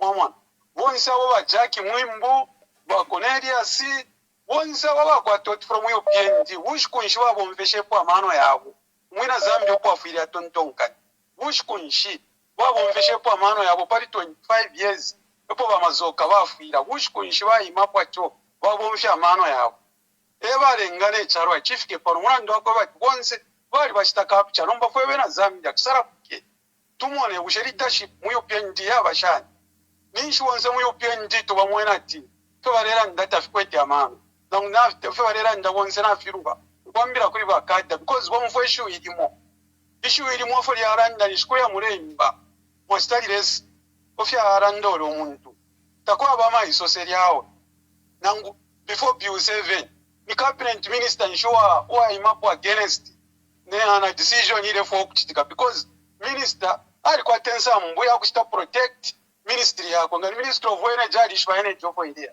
minister of mining alishwa ofo idea nombo muntu mo wonse ma ministry bachita report ku muntu ama judge wonse ku muntu so kwebera Zambia na imwe pano po tuli imwe na ine mwebera Zambia kwebera Zambia Bamunkonge can you send the yambi ama phone as you can hear. Thank you Bamunkonge. Thank you Bamunkonge. Let me take some more calls. There are more people calling. Hello, caller. Please tell us your name and where you're calling us from. Hello. Please tell us your name. Good evening, Ambassador. Good evening. Good evening, Ambassador Mwamba. Good evening to you. Good evening. This is Dr. J.D. Diane Clovo again. Yes, my brother. Not again. But I'm just calling for the first time tonight. I joined the program late. My contribution may be a bit different from everybody else. Firstly, I would like to speak to the fact that most of the statements that we are using are just political. It is said that a problem cannot be solved on the same level that it was created. This which we are facing is a political problem, and we are approaching the issues of the constitution politically, which the UPND wanted actually to be getting done like that. That's why when the referee saw that there was a problem in the political arena, the referee decided to rise up to the situation, which is the Oasis Forum and all the fathers that rose up. They didn't want to be political, but here is a problem. Somebody that knew that the referee now is rising to the occasion and is now about to determine the direction of the match. What did they do? They invited them to State House, not necessarily to hear them out, but to politicize them so that it would be easy to start insulting them and so on and so forth. That's why my brother Sean Tembo said, no, the first thing that they need to do is to go ahead with the protest. Then you can call in. This issue will not be solved on a political level.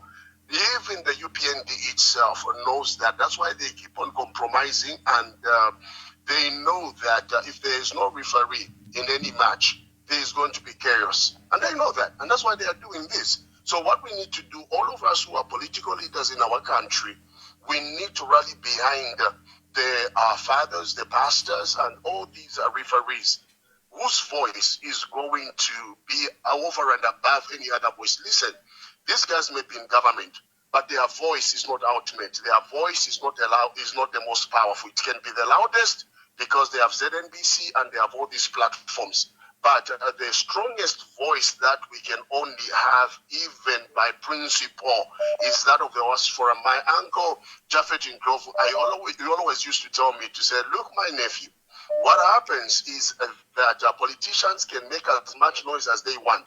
But if those of us that are coming in from somewhere else speak, our voice may not be loud because we don't have all the platforms, but our voice will be heard as the voice of direction and the voice of reason. So I actually suggest that all Zambians just rally behind the Catholic fathers, all the pastors, and all these people whose voice of reason will be the voice of a referee.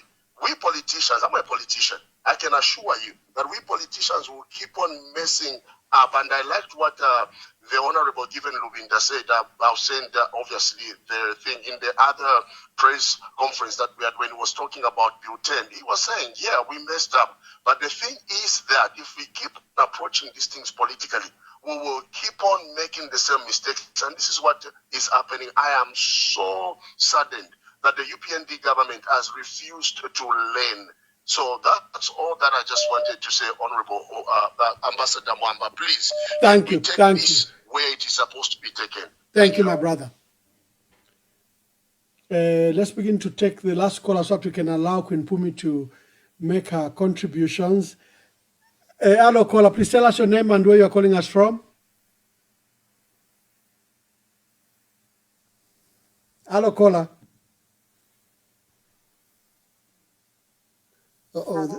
Hello, caller. Please tell us your name and where you are calling us from. Yes, this is Precious from Livingston. Yes, Precious I from just Livingston. want to contribute on Bill 7. Yes. I want to contribute on Bill 7. I'm encouraging all white Zambians, concerned citizens, to be together. Let's be united to protect our country. As you know that the president, Hakainde Hichilema, is trying hard to keep himself in power. And we don't know the reason why he's scared. Only God knows. But please, we should not allow him to amend the constitution. Bill 7 is a poison. Bill 7 is one-part state. As all of us, we have seen his video where he was explaining about Bill 10. And Bill 10 and Bill 7, they are all same. And him, we said it's not even good to change the boundaries that was left by our forefathers. But why do we want to amend the constitution now? So the man is a chameleon. He can change in time. So we cannot continue supporting something which is wrong. So those who are supporting blindly, please don't put your family in a serious problem, because Bill 7, it will only benefit them and those who support them. So some of us, we cannot support them. Thank you very much. Thank you. Thank you very much. I'll be taking the last calls and we go to Queen Mpumi to help with the debate. Hello, caller, please tell us your name and where you are calling us from. I'm calling from Zimbabwe. Yes, Anonymous, make your contributions. Thank you very much for the opportunity. I want to thank Queen Mpumi for good analysis. My take on this bill, which is an illegal bill.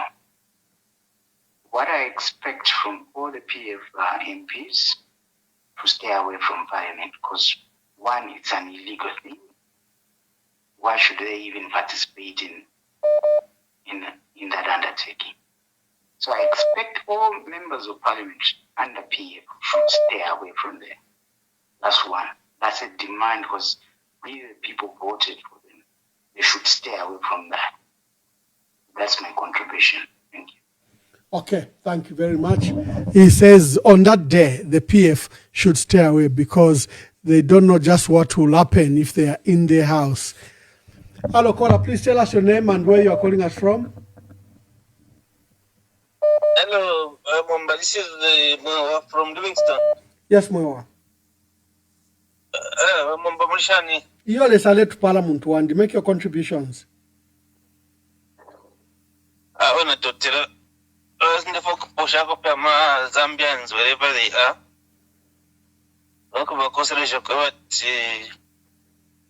I thought that for the victor losing up and hope. If I did consideration about Edgar Lungu. Therefore, comment pa Bill 7 and then Pai Renkarata Madembere Palba Davis Muira. Yeah. So Pari Bill 7, I agree with the previous caller. Watch under Pari mixed proportion and where people will be able to elect for extra sets of members of parliament through political parties. I agree with that caller. Now, MPs are both from the ruling party and from the opposition as well as from independent. What they are supposed to know is that they panga poison yavo.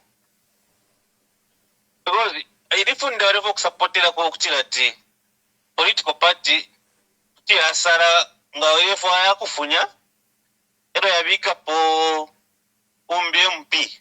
One MP, wakabati wakusari waliona ule chuma. Then wakusara para then political party. Ikwata maka ya kufunya puno kubika pombi kwa bulukuta consult abantu. MP security ya kwa po ili risk sana. And if they are very reasonable, MPs, iyo ine cross, ile bapoke nchito. And most of them, I doubt if ngakutuba teka wa UPND second term ngakutuba waitana adopt. I doubt. So bala yona wirang nangwaka wachita adopt kashita tatano baka batamfi. Wanta wangu bumba fena bena panono ngawako kumfenji bakuleka. So ama MPs ngalawa kwa tafi amano Bill 7 tairi for safe kuma Zambians na kubene ama MPs na kuli bena tairi safe. So they should put that into consideration. The other aspect ndifo kutakomenti wa mwamba ni nkana tamale mbele pale wa Davis Mwera. Mkwai. Regarding ama remarks wapangile pa Diamond TV in regards to the acting president, Honorable Given Luvinda. First of all, language babo mfishe bamwira yari bueno, and even mean they condemn strongly because bamwira bamwira, I don't know his profession very well, but I understand by kwatako background ya fundi tetu munye bakawati bamwira tababerengere amendment ya 2016 party who qualifies to be the qualifications of a president. Ilifundira mu 96 ila tereko bachiro baliri. Baisa achitari piu mu 2016. Nokowe kutirati. Party cannot actually or guys court. He qualifies to become the president of Zambia. If your parentage clause, if you foot on 2016, Usheva Muida Tababerengere. And then Vamuira for me, Tabakuita Kunisa Mushakula comment by PF. Because Nangama MPs have a supporter Bill 7 Papa PF. Our child adopted Vamuira. Vamuira Ubutungurush Varishtisha. Vamuira adoption certificate Varishtisha Kwete Ndarama. That's why they quite a doubt Pariwamundo because Vamundo is a very good leader. But he seems to have so much strong support from Davis Mwira. Davis Mwira, na baada ya mfuata na bakwatama because ama provincial executives ya 2021 bashitira ubutungurushi kuri Bamwira. And so loyalty ya provincial abengi I can say ya bakuri Bamwira. Emaka bakweta. Now, in 2021, party on the party, party Sarabanto Tawarifa all over the country. And the people boycotted against the PF. That's how you PND got an opportunity to come into power. Nobody Romwira, but what Tamaka Kurando go at PF Naifwa. So, Yabakuris Havinga. Now, problem Yakuris Havinga is part of those problems. So, thank you very much, my brother. Thank you very much. I think you've made it. Thank you very much. Thank you. Queen Pumi, let me bring you in. Out of all the callers, no one has supported this Bill 7.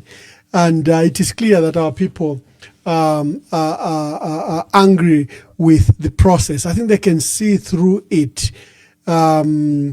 Let me answer some questions that were directed at me.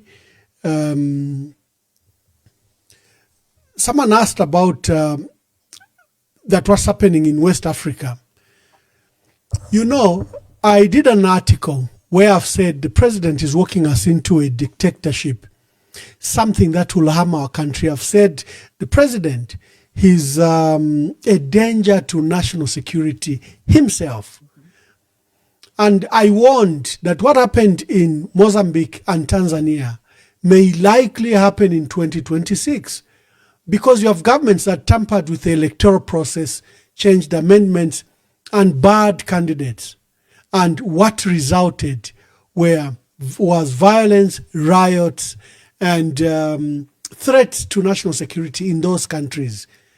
And I said, sadly for West Africa, those decisions to amend the constitution unilaterally or go to an election and steal that election by barring opponents or presidents going into third term resulted in coup d'etat, something we don't wish for our country. We have no history. We are one of the most peaceful countries in the world. You know, we have shown that we can change leaders peacefully and in a peaceable manner. The way we did in 1991, where an opposition leader won elections in Frederick Chiruba. In 2011, where an opposition leader won Michael Sata against Rupia Banda. Where an opposition won in 2021 against Edgar Lungu, Hakainde Hichilema. But the path he has embarked on to remove his political opponents, you know, by stealing the Patriotic Front, is an attack on our multilateral, multi-party character of our country. Is an attack on democracy. And I said this path is dangerous. We are either going to Tanzania and Mozambique, or we are going to what is happening now in West Africa. And I urged the international communities, especially the international community that support us, don't come to try to make peace, invest in peace when we have peace now. Can we resolve this conflict before it spills over? Can we prevent it? All parameters are that will have a serious issue in the 2026 elections. Mali, this came up after an election. In some cases, presidents were winning up to 94%. Chad, Guinea, Sudan, Burkina Faso, Niger, Gabon, Madagascar. Madagascar, it was load shedding, which is a double issue with us. Load shedding caused a military coup in Madagascar.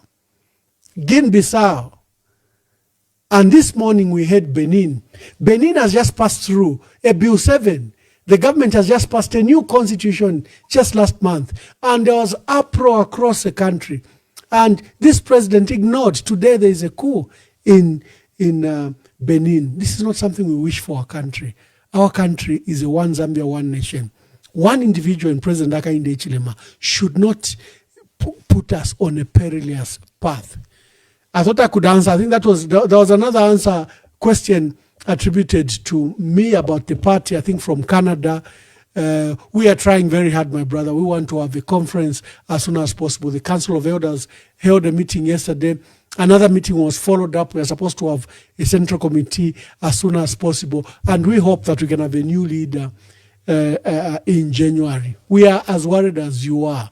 If the PF is not resolved, matters in PF are not resolved, it destabilizes the opposition and it endangers what the opposition would do together. So it's imperative that the matters in PF are resolved. Queen Pumi, let me leave you to answer your questions and contributions. Thank you, Ambassador Mwamba. A wonderful show. Thank you for all the callers. Yeah, we are here deliberating, just putting our heads together on this developing story of a Bill 7, which is being pushed down the throats of Zambians. We are kicking and screaming. We don't want this Bill 7, but they are hell bent on passing this bill. So what does this actually mean? Passing this Bill 7, what do we do as Zambians? What do you MPs do? There's a caller who called in from Zimbabwe, and they say the MPs should stay away. And I would like to echo that. MPs, please stay away from Parliament. Not only opposition MPs, even ruling MPs, because you are dealing with unstable government. I have to be politically correct.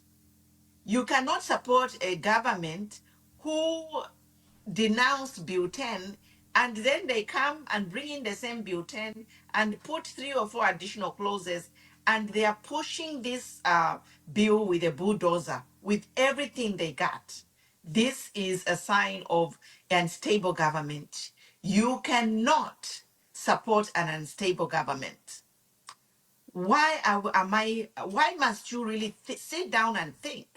MPs, whether all of you 156, why sit and think why it's dangerous for you to support this government? It is dangerous because number one, they are unstable. Number two, this bill will create a king. Number three, this bill does this government, UPND, they are very vengeful and they won't leave our enemy behind. Today you are going to be coaxed, pampered, given all kind of incentives to vote for Bill 7, but immediately that bill passes, you are going to be used and dumped. You are going in for proceeds of crime. Mark my words.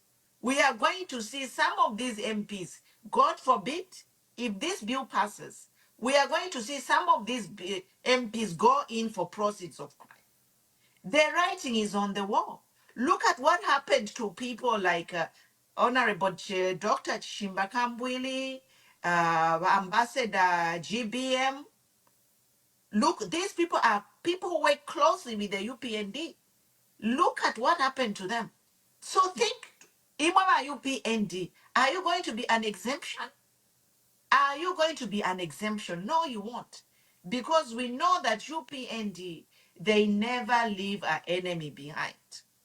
So this is a warning, a timely warning. This bill is taking away power from the people and consolidating to one person. If you look at this bill closely, it is not consolidating power to you, a MP. It's making you, a MP, vulnerable. It's making you MPs to be bootlickers. I don't care if you are in opposition or you are in a ruling. All MPs will become bootlickers to the president of the ruling party.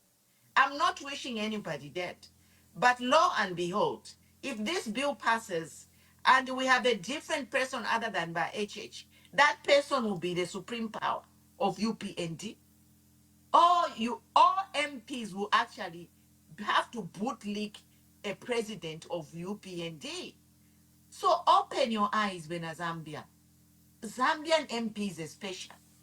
You are, in fact, you are more of a target than us. Because those, especially in opposition, especially those 5 members of parliament from Eastern Province who have betrayed Edgar Lungu in death. Edgar Lungu is not even laid to rest. 5 MPs have taken, we have seen their names. They are on the list for the 3 million. Insoniye Wuntu by Eastern. How can you betray your own son of the soil? Nobody's preaching tribalism here. But I'm saying Eastern Province is where by Edgar Lungu Bafuma. Niko stronghold yabo. Bana ba munganda ba lungo bo machita betray. Even when you 5 MPs is really a shame. Shame on you. You are a shame and a disgrace. It is not an insult. It's just telling things how they are. The truth will set us free. We have to speak it. How do they say it? Truth to power. Tell the truth and shame the devil. This is where we are now. We are not going to mince our words. So it's a warning.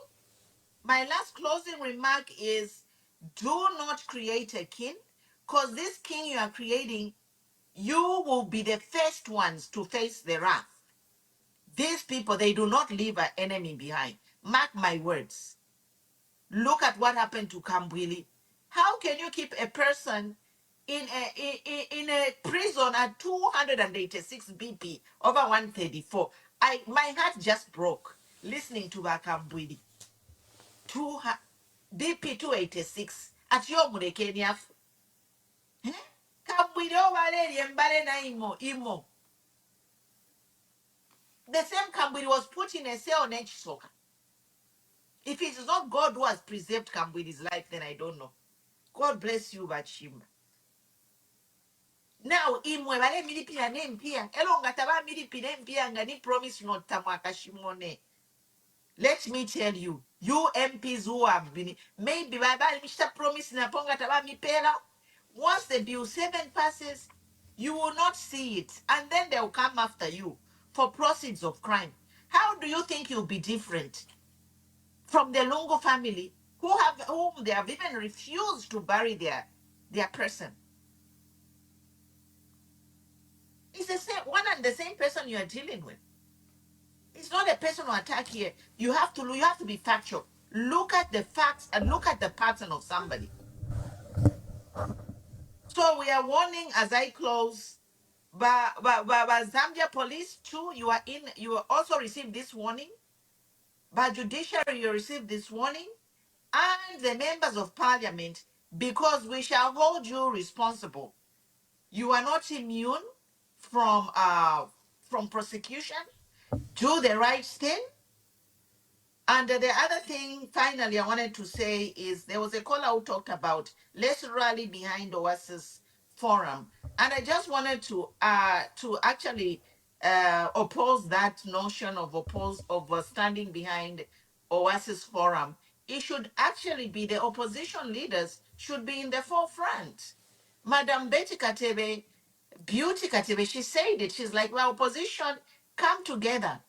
You know, this protest, it would have been easier if the opposition are the one who organized it and the opposition can just tell the government, no, we are not coming to the dialogue.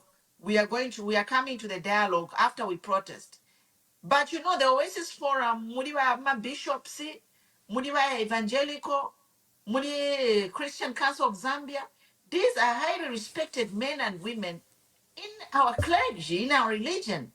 so kuti chamboneka chani ama-bishops ebali kuntanshi namatiyaga sukulabutuka bapolisi, all because the opposition are sitting there and doing nothing. No. You, the opposition, are supposed to be in the forefront. And then our voices can come in between to mediate. Oasis should mediate between the ruling party and the opposition. Once one number, because of by opposition, your complacency has even led by Oasis, Catholic Bishop Sukulava Tukana. Those insults are supposed to come to you. Maybe more oppositions, because we are the politicians. I'm insulted day and night. I don't care. Because apparently in Zambia, we have adopted insults as a mode of politicking. So I don't care. You can insult me all you want. But now we have this danger of where, because of this opposition, their complacency, by Mama Oasis, some bishops buying. So we have to fix this. We really have to fix this, because you are the one to form government by Oasis. It's not a priest who's going to be sworn in as a Zambian president. No. So I am urging all the opposition to unite. This is the time. Otherwise, we might as well forget about opposition. We rally behind that strong opposition person who can stand there and oppose the ruling party, because it's not fair. It is not fair that, opposition, we can sit back and claim to be opposition, and now the Catholics are being insulted because they are doing the job of the opposition. The Oasis, they are supposed to mediate, by the ruling party, by the opposition, change to land. No, Baba, but Oasis say everybody under the government. When they are supposed to mediate, it becomes, it's like we're getting nowhere. When everybody is polarized with the ruling party, we can't find a solution. So in this situation here, we need the opposition to step up so the Oasis can be, a peacemaker. Not nabe nomba bambia kulwa na government. Tuala perakwist. So that's the third development. Wonderful. The opposition must not renege on their duty, and you've spoken very well. Thank you, Queen Pumi. I'd like to thank you for joining my broadcast, and I would like to thank the many callers that have called. I think we need to get out of our laurels. We need to get out of our couches and our chairs in the living room and step up, as Oasis Forum has called. Our country is being changed, and is being changed forever. We have a duty to preserve our peace. We have a duty to preserve our... Oh, Queen Pumi, Father Donosco says he's calling and you people have to answer. Father Donosco. Oh, my. Father. Father, not today is Salah. Then you are live. I'm joking. You are allowed. Father Donosco from Italy. He has the VIP passage here. Yes. Hello. Good evening, everybody. Good evening. This is Donosco calling from Italy. Thank you very much for Pumulo. Thank you very much for Emmanuel Mwamba. I would like also to contribute. I've heard beautiful words from many people on this platform sympathizing with the church, which really we feel comforted, and we are really humbled. I'm not the spokesperson. I'm not the spokesperson of the Catholic Church, but I speak personally. I speak personally. So I would love just to remind. I think. We lost Father Donosco after giving him an opportunity. But he is a strong pillar, and is a very strong voice. I don't know what has happened, but thank you very much. I know that he wants to stand with Oasis Forum. He wants to stand with the people of Zambia on the issue of the Constitution. Queen Pumi, I think my duty is just to thank you. You've said your last words. Continue to fight. If you have a blog this evening, I'll also come and visit you at your blog because you broadcast later than me. So God bless you. Who joined you and my audience. If you still want this burning question, just shift to Queen Pumi's page. She's a late comer in the night while you have listened to all other broadcasts. So please let's migrate to her page as she continues with this battle. So tomorrow we have Aaron Ngambi, who was featured on BBC the other day analyzing the issues of our country. He's a political analyst, geopolitical analyst. He writes various columns to Mail and Guardian, to the Must, and to News Diggers, and to UK newspapers like the Guardian newspaper in the United Kingdom. Tomorrow he'll be here, continuing the path of Bill 7 and the political status of our country. We'll be issuing out a flyer for him. Please join us tomorrow as we discuss. I'd like to thank Queen Pumi, Stumbeko Phumulo, who's leader of the New Era Democratic Party. Her and myself wrote to Sadiq, and Sadiq has responded. And I think we need to write to AU and EU on these matters. We just have to internationalize this matter, looking at how President Hakainde Hichilema is determined to proceed with this process. So God bless you and shalom, shalom. Uyu mulungu nali mweba pakukumana waba Oasis Forum nakateeka kanshalikishe okumulondolwerako ikyatumbwike muli okukumana ukonanayine nasangibwe ukwali pamulando wakukunkanyako nefunde obuteeko bwayabikira mu nganda y'amafunde iyo batila Bill 7 pamwe yakunkwa ku lubali lw'aba Oasis Forum abaletila ilifunde obuteeko bulefwaya okupanga yaleshuwa n'obupingushi bwakirye kikalamba kya Constitutional Court n'olubali lwa buteeko bwaletila tabuleleka mu kupanga ilifunde kwali okufirwana mu kyonkwano ndesubira mwali onkwa obuteeko abuti waleka okulankyanya nangu okulanda n'aba Oasis Forum era n'aba Oasis Forum nabo abati tekuti bakonkanyepo okulanda pakintu batiila kyali leshuwa kanshapa ipaperede okukyolekana kw'aba Oasis Forum n'obuteeko pamulando wa Bill 7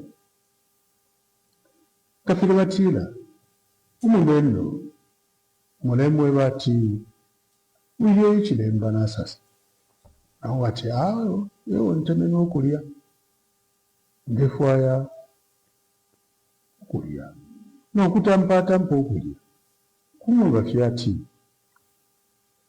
ale lobe wikatiira takwali abanjebereko nga walwala mumala him representing government on the 30th of November 2025.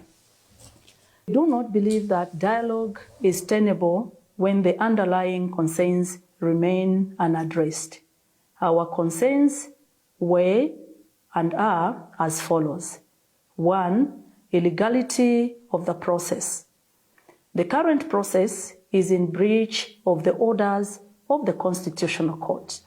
Therefore, continuing the process based on Bill number 7, which the government insists on, is effectively rubber stamping Bill number 7, whose initiation the Constitutional Court declared a nullity due to a lack of mandatory broad public consultations in the framing of the proposed amendments. The report and ensuing bill from the wake of the technical committee will in itself be illegal. Number 2, lack of legal framework and independence. The work of the technical committee lacks a legal framework to ensure its independence and public accountability, risking undue executive influence over what should be a citizen-driven process. Number 3, restrictive terms of reference.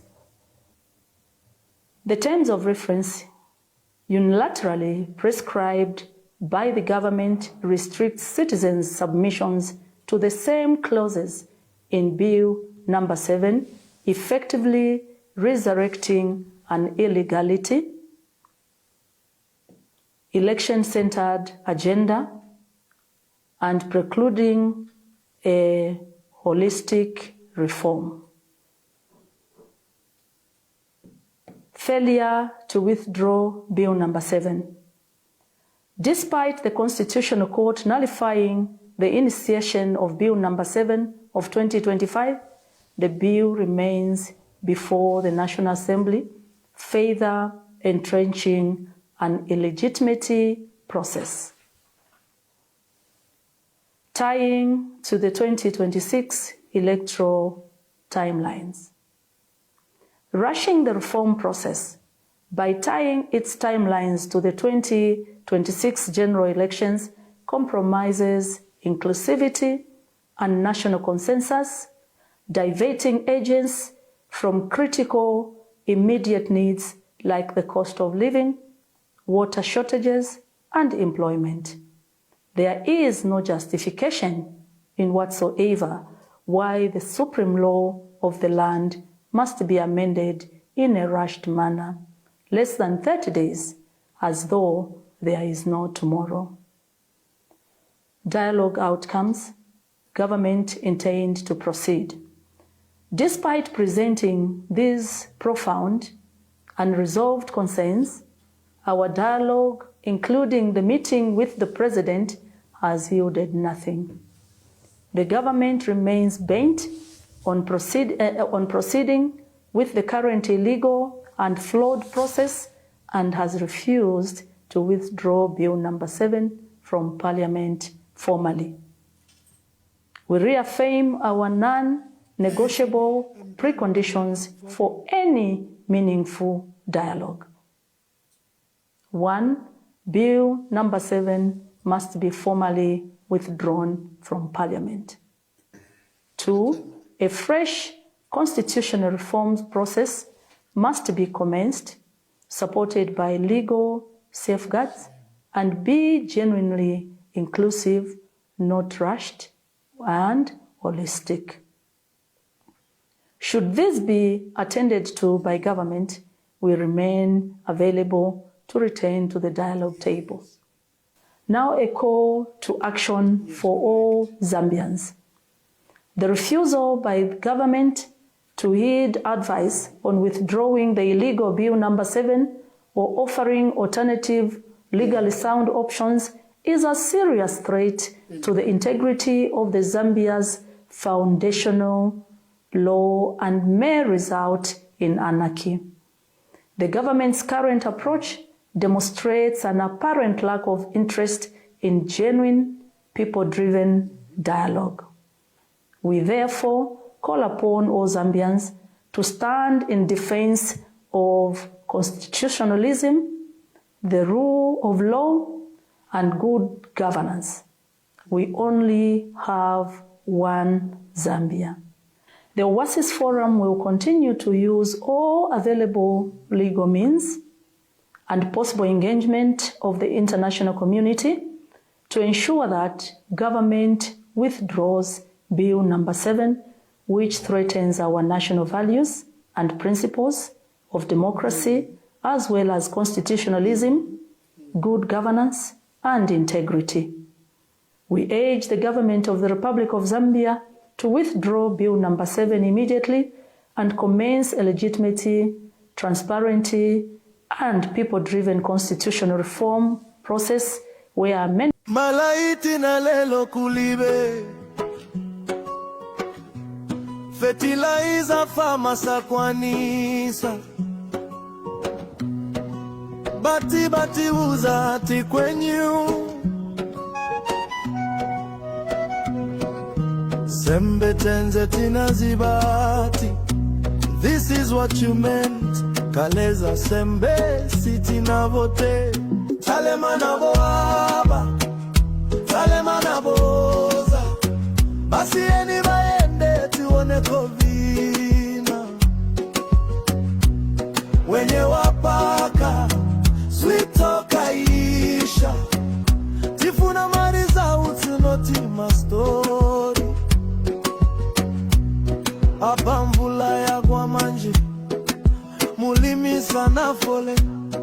Fertilizer yodulatiza gula bonji.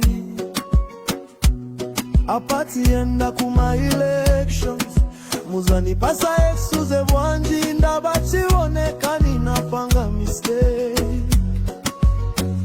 Talemana boaba, talemana boza. Basi eni baende tuone kovina. Wenye wapaka, sweet toka isha. Tifuna mariza usinoti mastori.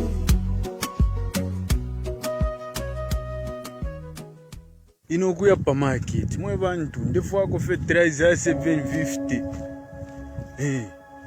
Yo kali ba fertilizer ya 750 njibe. Vice President Jebalandire. Not enough time is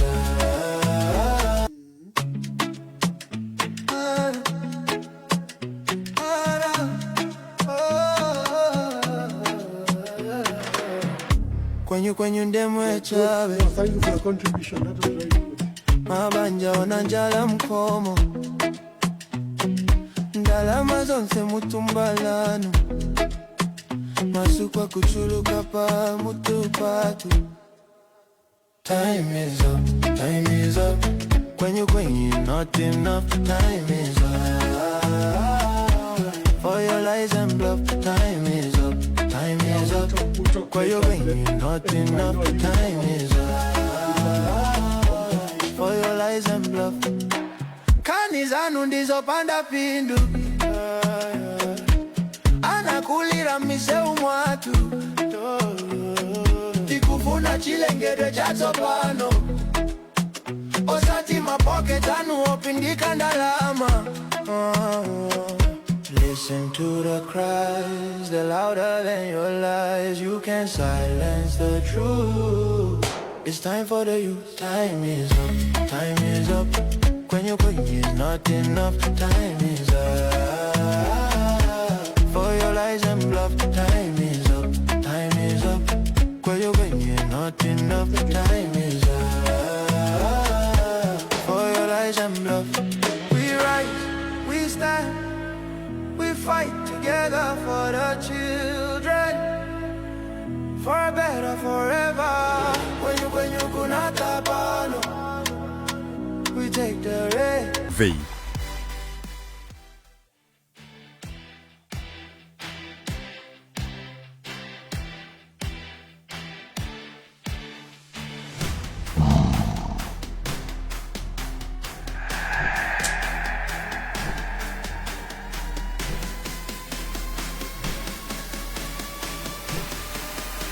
We bring you guests that challenge the narrative, unveil what power hides, and spark national debate, speaking truth to power, from the grassroots to the highest offices. EMV.